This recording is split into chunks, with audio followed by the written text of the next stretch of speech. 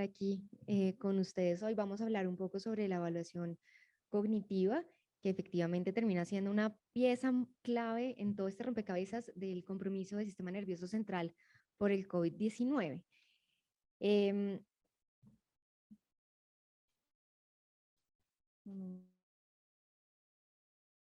no, corre.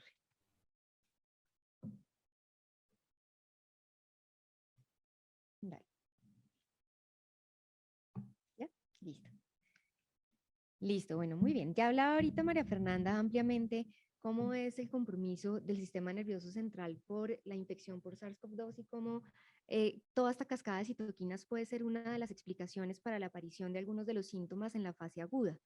Sabemos desde el principio de la pandemia que uno de los blancos principales de este virus corresponde a los receptores de angiotensina específicamente. Y sabemos también que la microglía y algunas otras células gliales también tienen receptores de angiotensina y eso los hace bastante susceptibles al virus por un lado. Y por otro lado, toda esta cascada de citoquinas que ya nos describió ahorita muy bien María Fernanda, nos explica por qué hay una disfunción muy importante de la barrera hematoencefálica.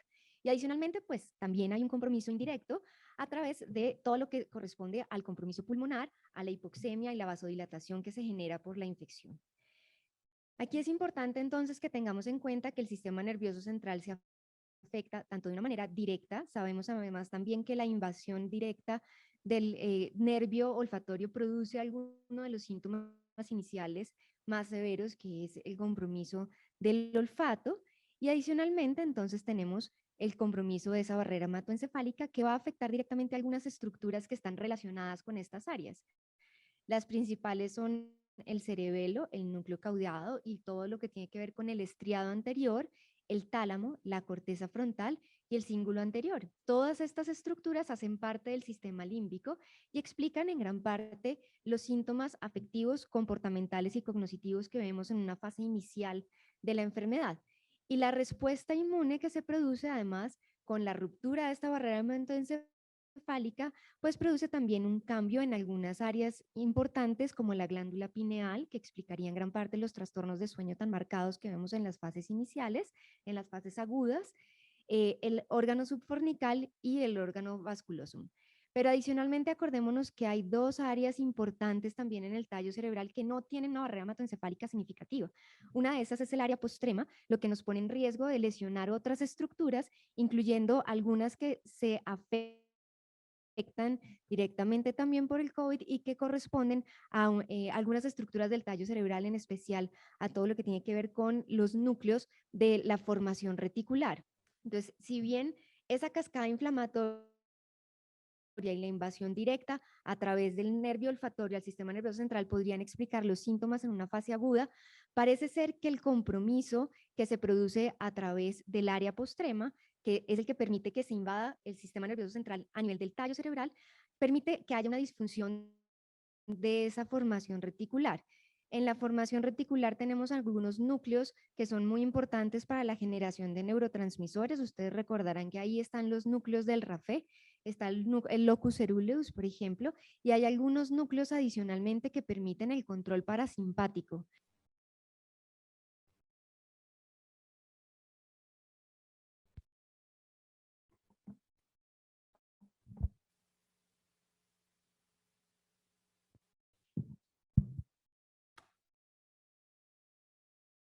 Gracias.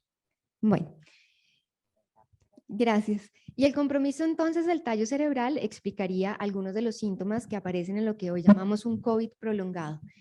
Ese compromiso entonces explicaría los síntomas disautonómicos que vemos con tal frecuencia, el compromiso, por supuesto, respiratorio crónico, pero adicionalmente la persistencia de síntomas gastrointestinales por el compromiso del núcleo motor dorsal del vago, por ejemplo, y del tracto solitario. Y adicionalmente entonces explica también el compromiso de el locus ceruleus, los núcleos del RAFE, como decíamos ahora, con una modificación de los neurotransmisores y una aparición de unos síntomas cognitivos que pueden ser igualmente prolongados y lo mismo los síntomas afectivos que se habían descrito inicialmente. Haciendo la búsqueda, entonces, las descripciones iniciales incluyen realmente un número de pacientes que era muy pequeño, 15, 12 pacientes, 13 pacientes, pero finalmente entonces sale esta primera revisión sistemática en julio de este año, donde incluyen 954 artículos, hacen toda una revisión de estos artículos y finalmente, una vez excluyen las descripciones de trastornos neurocognitivos que no son objetivables, o sea, que no utilizan tests, y los artículos que están repetidos solamente pueden evaluar 12 de esos artículos, pero lo que ven principalmente son compromiso de atención y de funciones ejecutivas. En esta primera revisión sistemática que sale publicada, una cosa muy llamativa es que realmente lo que utilizan son unos test de tamizaje que nosotros sabemos que no son muy sensibles.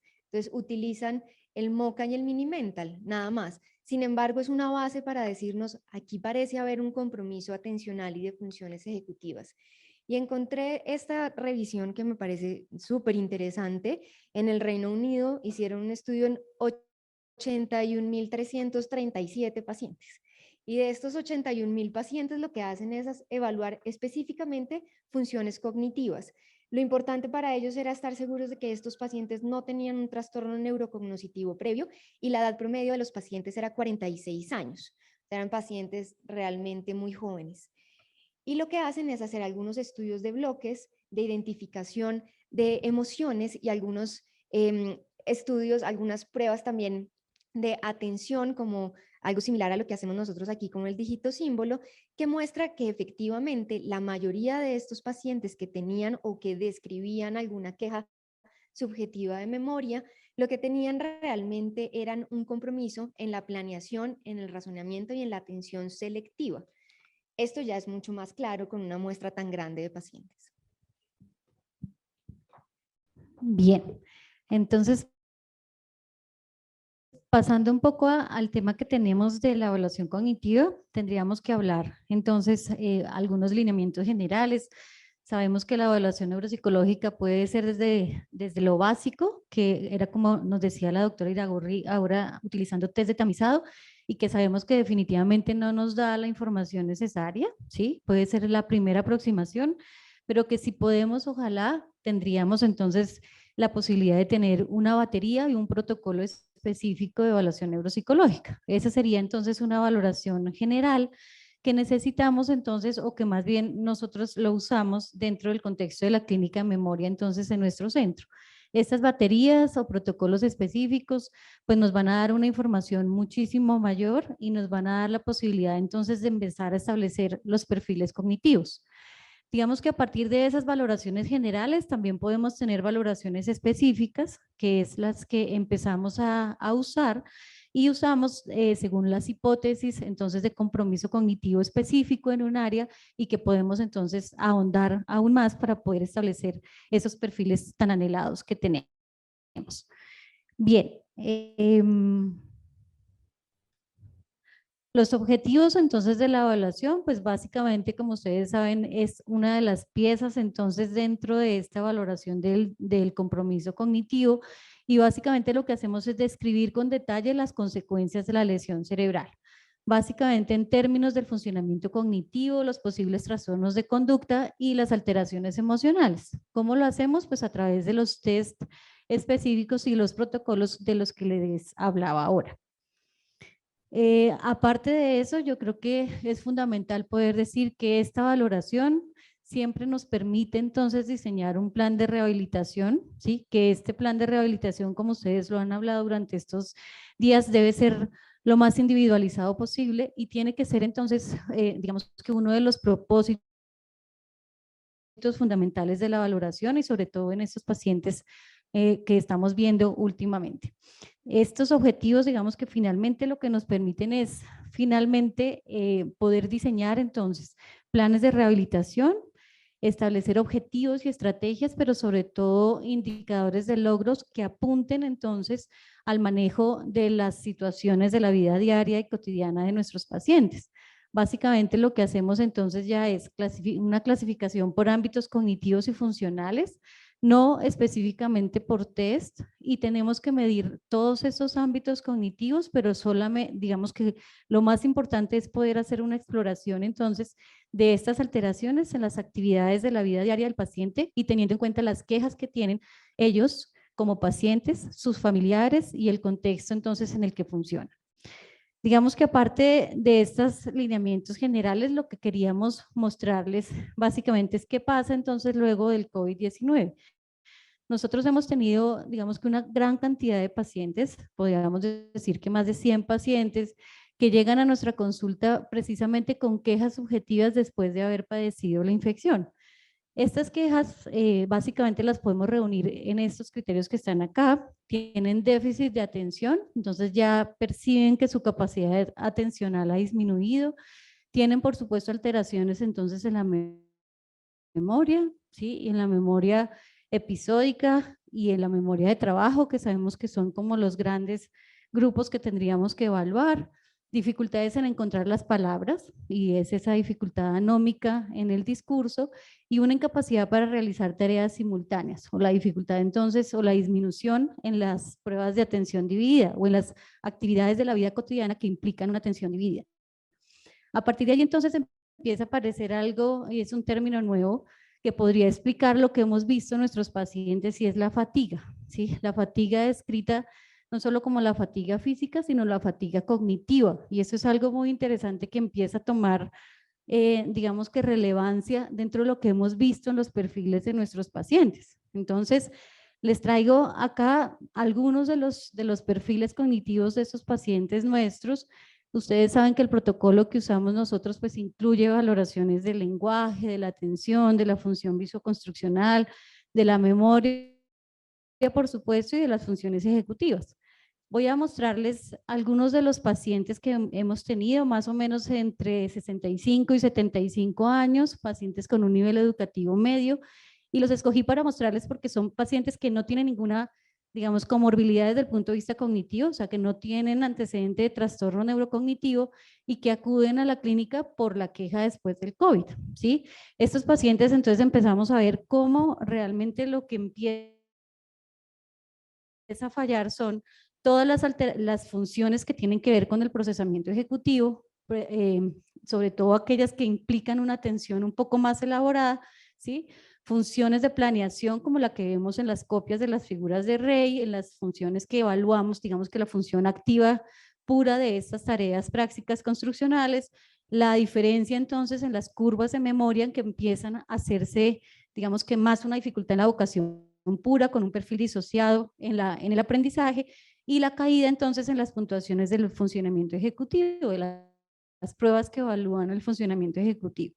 Este es uno de los casos, por ejemplo. Este es otro donde vemos exactamente lo mismo, las fallas entonces en ese procesamiento ejecutivo, en la rápida búsqueda activa de elementos por categorías, que es la pura función activa ejecutiva del lenguaje, las disociaciones en las curvas de aprendizaje que empiezan a darse más por ese componente ejecutivo de la rápida búsqueda de la información, y la alteración entonces en el funcionamiento ejecutivo puro.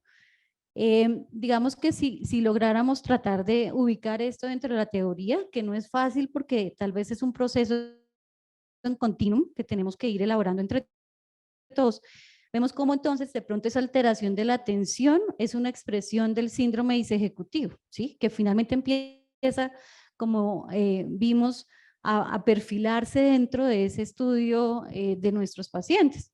Entonces, ahí esa expresión de esa alteración disejecutiva hace entonces que aparezca ese término de la fatiga cognitiva, que afecta, por supuesto, entonces el estado de alerta, que afecta la atención dividida, que nos afecta la memoria de trabajo y sobre todo que nos afecta entonces el recobro de la información a largo plazo. Esta fatiga cognitiva la hemos visto entonces, ¿sí? Ya le podemos poner un nombre a estos perfiles que empezamos a ver en nuestros pacientes. Igual acá, por ejemplo, entonces pacientes iguales que pasan tal vez entonces de un perfil cognitivo que podríamos decir en general que está preservado, pero cuando analizamos al fondo vemos estas fallas disejecutivas de las que hemos seguido hablando. Este es otro caso, igual, alteraciones entonces en la planeación, en la copia de la figura de Rey, y fíjense que aquí, por ejemplo, entonces no hay un compromiso de la memoria, es una memoria perfecta, ¿sí?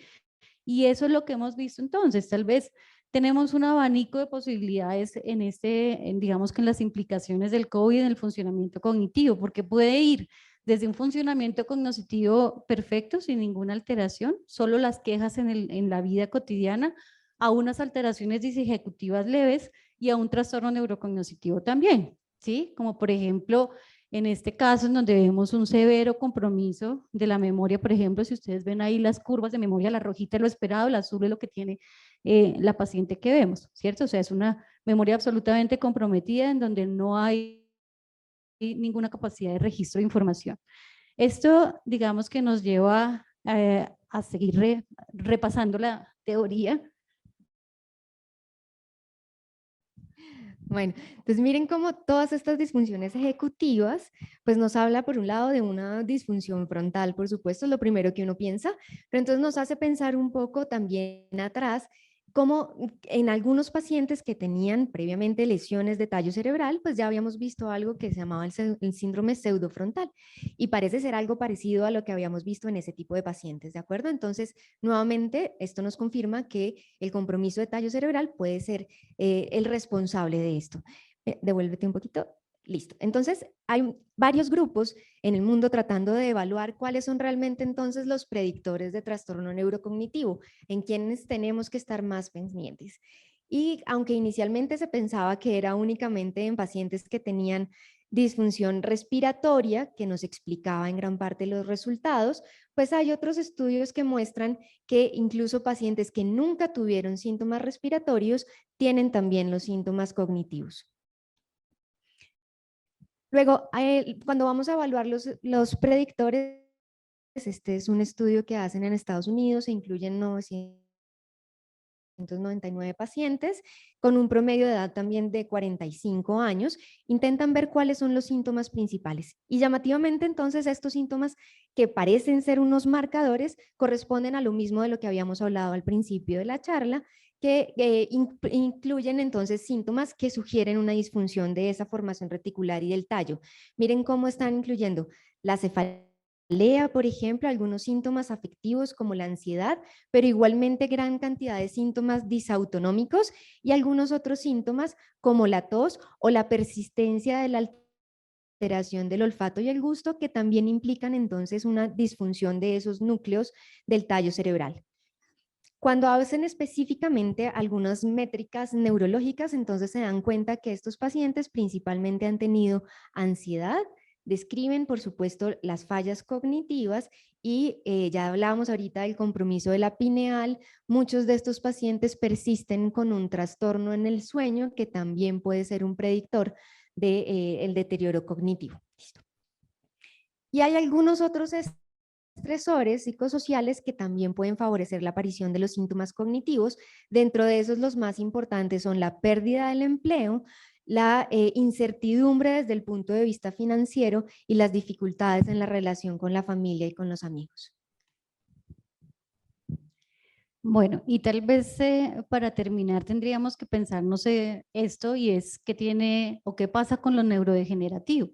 En el contexto de nuestra clínica de memoria, por supuesto, a propósito de nuestros pacientes, pues son muchos los que llegan ya con un trastorno neurocognitivo establecido, ¿sí? Y empezamos a ver qué es lo que pasa entonces, o a tratar de darle explicaciones a qué es lo que pasa, que hace que este proceso que ya se venía gestando, pues como se incremente luego del COVID, ¿sí? Y básicamente pues tendríamos que pensar en que ese compromiso de las células gliales que tenemos, pues lleva entonces a un compromiso de la fagocitosis, lleva a una disfunción astrocitaria y por supuesto hace que se incremente el acúmulo de proteínas anormales. Esto tal vez podría ser entonces la explicación de por qué nuestros pacientes entonces se deterioran aún más después de haber tenido COVID-19. Entonces, finalmente, pues para concluir, básicamente lo que nosotras vimos es que en nuestros pacientes las alteraciones disejecutivas son frecuentes, por supuesto. En todos los pacientes que han tenido COVID-19 prolongado, tendríamos entonces que evaluar predictores de deterioro cognitivo, que son muy importantes, ¿sí? ¿Cómo vemos entonces que en los pacientes con enfermedad neurodegenerativa pues empeoran los síntomas cognitivos y que digamos que lo más importante de todo eso es que tal vez reflexionemos en que la evidencia pues por supuesto está en desarrollo, o sea, es una enfermedad nueva que nos estamos enfrentando a un conocimiento diferente que tendremos que gestionar y que por supuesto pues tendrá que redundar en mejorar la calidad de vida de nuestros pacientes. Muchas gracias.